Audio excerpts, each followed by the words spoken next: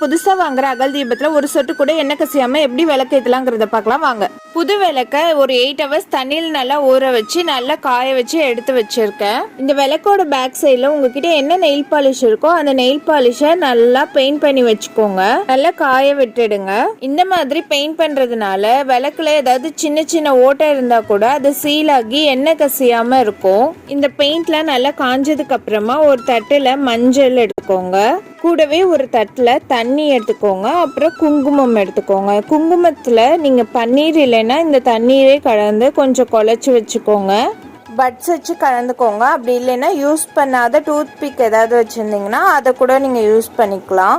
Actually மஞ்சள் குங்குமம் வைக்கிறதுக்கு நான் இன்னைக்கு 2 மெத்தடில் சொல்லியிருக்கேன். ஒரு மெத்தடில் வந்து நீங்கள் குங்குமம் மட்டும் பன்னீர்லையோ இல்லை தண்ணியிலையோ கலந்துக்கோங்க. இப்போ பெயிண்ட் பண்ண அகல் விளக்கு எடுத்து தண்ணியில் நனைச்சிட்டு அப்படியே மஞ்சளில் நனைச்சிங்கன்னா மஞ்சள் அழகாக ஒட்டிக்கும். இப்போ பட்ஸால்